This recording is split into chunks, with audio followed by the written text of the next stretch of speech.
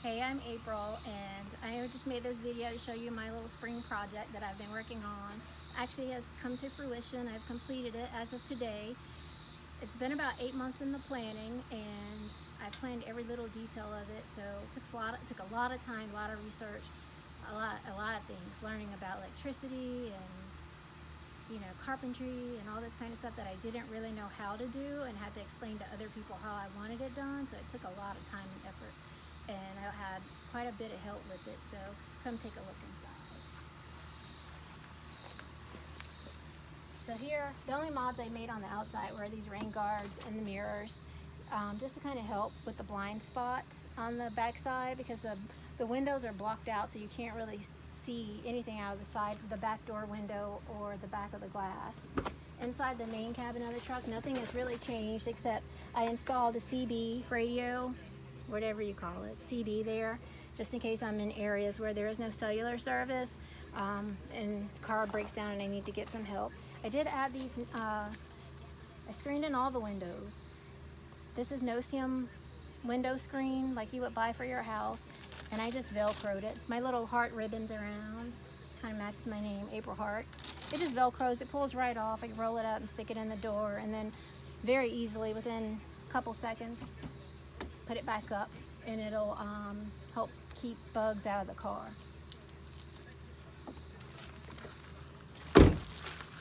Around here in the back, this is kind of like the entrance to my second favorite part of the truck. So I added here cargo netting. It's motorcycle helmet cargo netting, and it just has our little North Face coats and rain jackets and things, so if we're traveling, if it gets cold or it's raining, we got that covered. A little laundry bag for laundry. Here again, it's all screened in. I have my little window hammer and seatbelt cutter here, flashlight in the back. You kind of have those all over the car, just in case. Screened in the entire back end of the car, just to keep like mosquitoes and bugs out of the car when we're inside and want the windows down or the lift gate open. Up until yesterday, the bottom of this was open and just hanging, and we had a black rat snake climb into the car, which freaked me out, and had to get the neighbor to come and get it out of the car. So I ended up sealing this bottom part of the car so that no more snakes could just slither in without me knowing. Luckily, I saw about the last foot of the snake going into the car, so I knew it was in there.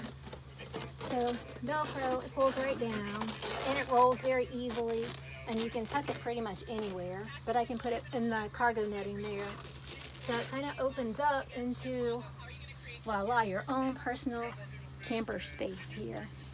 This bed, it pushes into a twin size. I bought these little trifold mattresses. I have 2 of them from Costco, which was a little wider than a normal twin. So I have the bed pulled out a little bit wider, but it actually opens up to a full. So 2 people and maybe a little kid could probably sleep in here. I installed this vinyl flooring, which is probably one of my favorite things. These legs for this table here that I made, it's just a computer desk, like a little laptop computer desk, and I just installed it here. It folds up, or it's the station where you can cook on or work on your laptop or whatever. And this also folds up to the window, so it's not always sticking out the legs. If you're wondering why there's one leg, they both fold up. There's 2 legs on, and we can unfold them to give it a little more support when there's something heavier on top there. We have these cabinets, all of bungee cords, headlamps, all the camping stuff is in here. Clothes are there. They're kind of split right now in like, 2 sections, so that each person has like 3 openings. That one's pretty much empty, probably for toiletries. On the side here, there are little pockets. They're in the front and the back. So there's just, in this area, stuff for camping, like machetes and hatchets and hammers and anything else that you would use when you're camping, or for protection. I guess you could keep your weapons, guns, or whatever in there. There's also one in the front as well. This bed, like I said, it pulls out, but I have something under here right now. I have our hammocks, so I can't close it all the way up. But when it's completely closed up, this whole bed unit actually folds up, so it leaves your floor area open. So if I needed to haul something to the dump, or you know, pick something up from Best Buy, like a new TV or washer or whatever, this entire bed frame here will actually close up and fold up flush with this cabinet right here. So I have my JBL speaker. I chose that because it was cheaper than the Bose speaker, and I figured if someone broke in, it's better to steal this $100 speaker than a $400 speaker. We have the TV here, little Element TV, very cheap from Walmart. It's like $72 for a 19-inch television. That probably caused the most amount of cursing because it was a last-minute install, and it probably should have been the first thing because the headliner had to be dropped to install that. But luckily it's installed, and I just had it in here for a TV, have a antenna on the window over here. So right now we're picking up about 14 HD stations, which will vary based on where you are located. But it has a pretty clear picture, has a remote, can hook video games up to that, or the laptop, or the DVD player, and watch movies. I didn't remove the DVD player in the roof because I didn't want a huge gaping hole in the ceiling. So I just figured this little tiny hole and keep everything else as intact as possible would look the most aesthetic, the most pleasing. So we have our ceramic heater here. We also bought for when we're, you know, camping somewhere high altitudes where it's a little bit cooler at night, or, you know, the temperature drops, and it'll heat this tiny little space pretty adequately. Sorry about that. Follow me around to the side. Same thing here, more screened-in windows, which is like the most beautiful thing to keep mosquitoes out if you're like me and the mosquitoes love to feast on you. Inside, I have this little dual fan that I think I ordered off Amazon. Probably the best purchase I have. It puts out about 3 times the amount of air as that O2 Cool camping fan. So I love this, and it rotates and swivels all the way around. Has 3 settings. Love that. Here is my ARB refrigerator, and this, other than a couple of things, one of the most expensive items to purchase, it goes down to $0 right now. It already has frozen food and drinks in there. A lot of that food I prepared, so we don't have to do a lot of from scratch cooking. It's just food savored, and just needs to be thawed and reheated. We have the little 700-watt microwave there, and a toaster oven. Weather radio. We were in South Dakota, and we had a severe storm pop up in the middle of the night and flash flooding. So I figured a weather radio was kind of a smart thing to have, so that, you know, that doesn't really happen to us again without us being aware. I also purchased these blackout curtains. I wanted pink, somebody else wanted blue. Ended up going with the blue. So I cut them.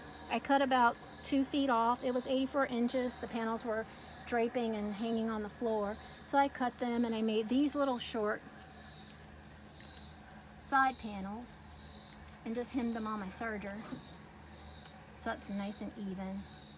Just to add a little bit of privacy, you know, if you're in the car camping out, I guess if you want to do like stealth camping or whatever.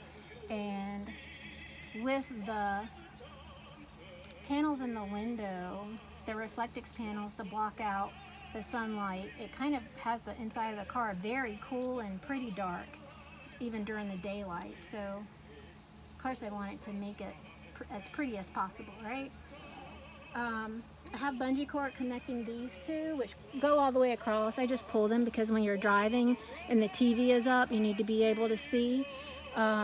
This little organizing station here, just with dishes and cups and paper towels and trash bags, things like that, that we would use whether we're in the front driving or in the back eating. So I have a little power strip there that is hooked up to my battery. And that's it for the back end of this station. And while I'm here, I guess I'll go over, you can't really see, but here under this fan is where I covered it in rubber. That's where I have two 200 amp hour Rhenology gel batteries. that is where my most favorite thing in this car is going, my solar system. And I have two of the 200 amp hour batteries there to store power during the day, like when you have full sun and you have like, my batteries usually charge up within a couple of hours, and then when the sun goes down at night, we pull our current, run the TV and the refrigerator and the toaster, whatever, off of the batteries. Wish I had a better way to secure this CB antenna. Sure, I'll come up with something. I'd imagine Velcro won't work very well there. But it is magnetized, so hopefully it will stay. And here is the commander to my favorite thing. Here I have my inverter. It's a 2,000 watt inverter to power everything in the car. The fuse, the command system, so this is where the solar panels are wired into. Here I store in this section. This is kind of like my car safety emergency section. I have extra 400 amp fuses? Oh, 40, sorry, I'm not an electrician or a technical kind of person like that, but these are the 40 amp fuses for the solar system. I had 10 amps in there and I kept popping it every time I turned the refrigerator up, or down rather, to like closer to 0. It would pop that 10 amp fuse, so I bought the 40s and I haven't had any problems, knock on wood, yet. I have my fire extinguisher here. Yeah, I know if you're inside it's not much good to you, right? But it was just like an easy storage place for the outside of the car. Foldable shovel, little needle nose pliers.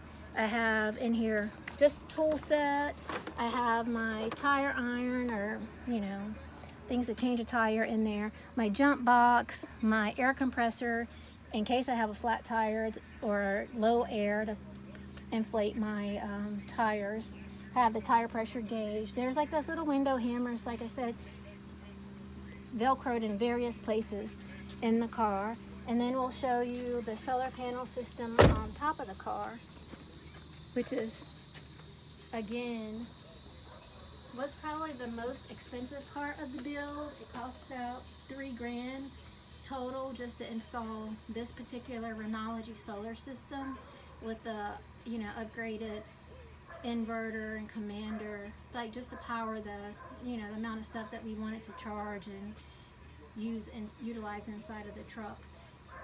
So we have 4 100-watt solar panels, and they're the newest ones, so they're supposed to be the most efficient. They were about $200 a panel, I believe, is what I paid. And inside, if you're wondering how you kind of control all of that,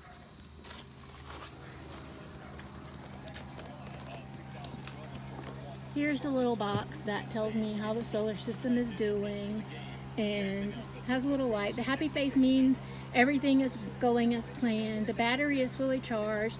It tells me how many volts the panels have and how full the batteries. They're 12-volt batteries, 2 12-volt batteries, and then it tells me the amount of amperage that I'm actually using and that it's actually charging. So that's like a very good way to like check on your system.